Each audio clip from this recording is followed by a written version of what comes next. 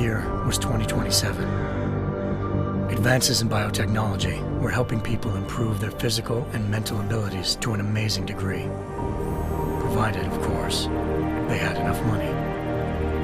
A new breed of people was emerging, half human, half machine. And in Detroit, at least, not everyone was happy to see it. I'd just landed a job as head of security at Sarif Industries, a cutting-edge biotech firm. David Sarif himself handpicked me for the job, said he needed me to keep his people safe. My ex, Megan Reed, was one of them. Brilliant neuroscientist, Megan had found a way to make augmentation safe and affordable for everyone. All she had to do was present her research to Congress. But the night before her big meeting, my security measures failed. A team of Black Op mercenaries stormed into Sarif headquarters, massacring everyone in sight. 3 of the mercs were heavily augmented walking tanks. Their mission? Take out Megan and her team. I tried to stop them, but their leader tossed me through a plate glass wall. Last thing I heard as his bullets slammed into my brain was Megan's dying scream. I should have died with her. Only I didn't. High-end military-grade enhancements saved my life. The best augmentation Sarif's money could buy. It took me half a year to get a feel for her. Should have taken longer. But 6 months into my recovery, Sarif Industries was attacked again. This time, by a radical group of pro-human purists. Violent, militant, and fanatically opposed to human augmentation. They claimed to be members of Humanity Front, a non-profit organization that wanted the UN to limit biotechnology research. The thugs broke into Sarif's factory and found machinists working overtime on a top-secret military augment called the Typhoon. Sarif sent me to retrieve it, and when I did, I found one of the so-called purists next to it, wired with cerebral implants, trying to download its classified specs. Obviously, something more was going on. The AUG killed himself before I could question him.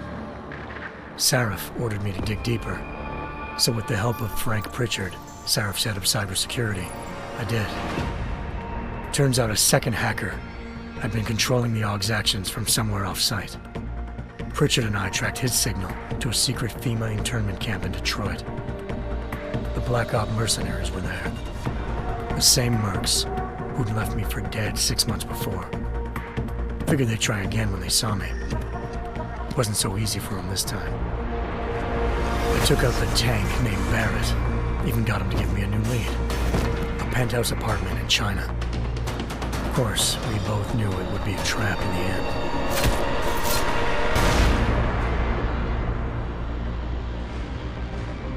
Hengsha Island, China.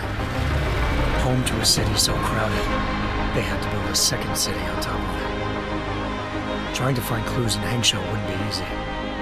Lucky for me, I wasn't alone. Farida Malik, Sarif Industries' ace pilot, had lived in Hengsha before. A good person to have on your side. She knew enough about the place to get me around. Malik dropped me in the lower city, close to the penthouse Barrett had told me about. Bell Tower Associates, a private security firm under contract to the Chinese government, had agents tossing the suite when I arrived.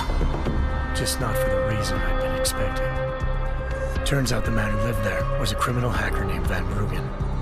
The same hacker who'd been remotely controlling the AUG in Sarif's factory. Van Bruggen's panicked decision to force the man to commit suicide had been a mistake. Now his mercenary partners were gunning for him, and I needed to find him before they did.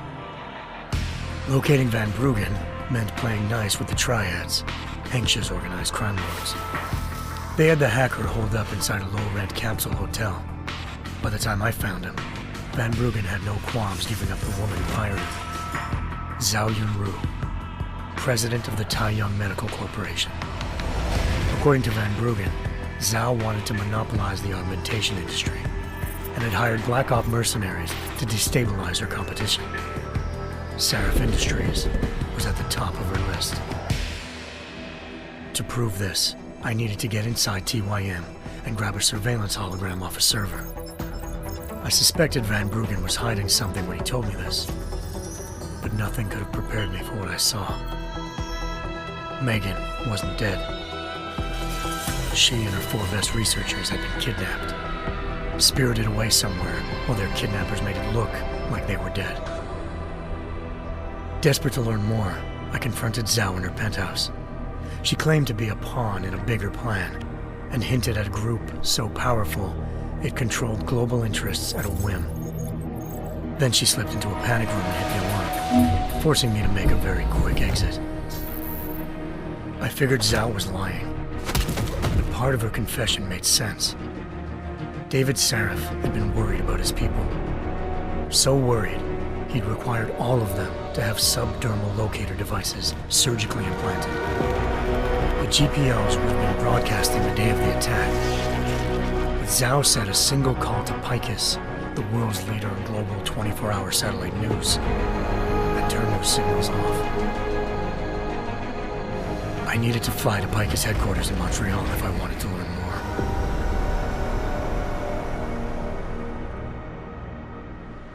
Eliza Cassan, Picus Communications' First Lady of News.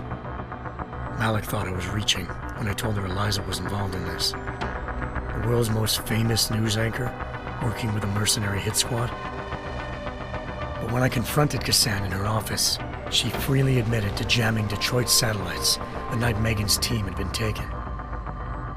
Said she's just been following her commands. I suspected she wanted to say more. But Black Op mercenaries showed up looking to shut us both down. And just like that, the Eliza I'd been talking to disappeared. The Mercs were led by an augmented killer I'd crossed paths with twice before, Fedorova, a woman who'd made silence her best friend. She waited for me to track Eliza's transmission to a secret server room underneath the Picus complex, then jumped me from behind. A deadly fight ensued. I made sure she never moved silently again. With Fedorova down, and no one left to keep Eliza quiet, she reappeared. Turns out Picus's First Lady of News wasn't a lady at all. She was a sophisticated AI program, engineered to monitor data streams and control what people believed. Eliza told me the Mercs had brought in a Humanity Front doctor named Isaiah Sandoval to remove the scientist's implanted tracking devices while Detroit's satellites were down. She also told me to speak to David Sarif if I wanted to learn more. By the time Malik and I got back to Detroit, tensions between normal and augmented citizens had reached a flashpoint. Riots were breaking out in several cities, and the UN was being urged to intervene.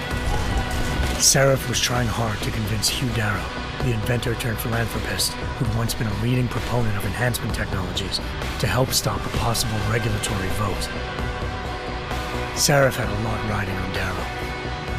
Megan's discovery would have given millions of people the chance to evolve beyond their normal human abilities, and at the same time catapulted Sarif Industries to the top of the Fortune 500.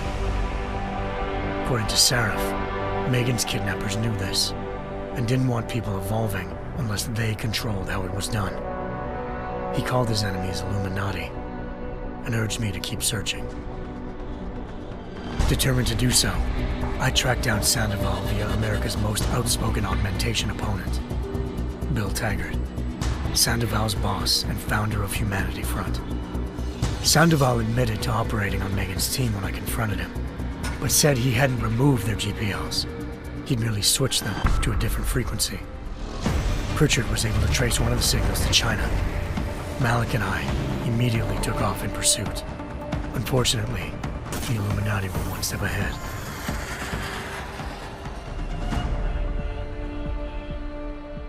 Ambushed. Shot out of the sky by Bell Tower Associates, seconds after entering Hengsha's airspace. Malik's piloting skills saved me. After a tense and bitter struggle, I escaped into Lower Hengsha. The tracking signal I was following led straight to the Triads, or more specifically, to the augmented arm of Tong Si-hung, leader of a gang of augmentation harvesters. Tong said they'd taken the arm off a corpse, which Bell Tower had left at their door, meaning at least one of Sarif's scientists was dead. Maybe not the rest of them, though. Tong pointed me to a port used for human trafficking and helped me slip aboard a bell tower ship. It was sailing to Rifleman Bank Station, a military base in the South China Sea. Bell Tower was holding kidnapped civilians as prisoners there, and using them to perfect the Hyron Project, a human-computer interface that left most of its test subjects dead.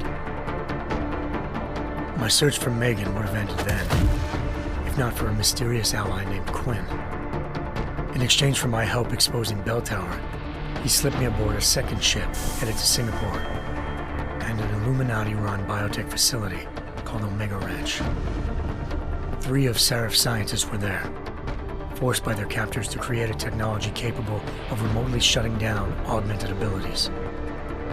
Thanks to an emergency recall notice issued by the World Health Organization, millions of people all over the world already had the biochip installed. With the help of the scientists, I tracked Megan to a private section of the ranch. There, I ran into Yaron Namir, the walking tank who'd put a bullet in my brain the first time we met. He'd teamed up with Zhao and was hoping to catch me off guard. But the little ambush didn't work. I found Megan in a suite belonging to Hugh Darrow, the billionaire philanthropist who'd Serif had called on for help. Darrow had convinced her to go along with the biochip plan by promising to sabotage the tech. As she was explaining this, Darrow appeared in a global broadcast, telling the world that augmentations would be the death of mankind. Then he activated the biochips to prove his point. All over the world, augmented people flew into a killing frenzy. Darrow had betrayed everyone, and it was up to me to set things right. To do it, I had to reach Panchaea, a massive installation in the Arctic Ocean. As I raced through corridors built by an all-augmented workforce, I saw death and destruction firsthand. By the time I shut down Darrow's broadcast, I knew the damage he'd done. Still, humanity's future remained unclear. How would the world react to this sabotage?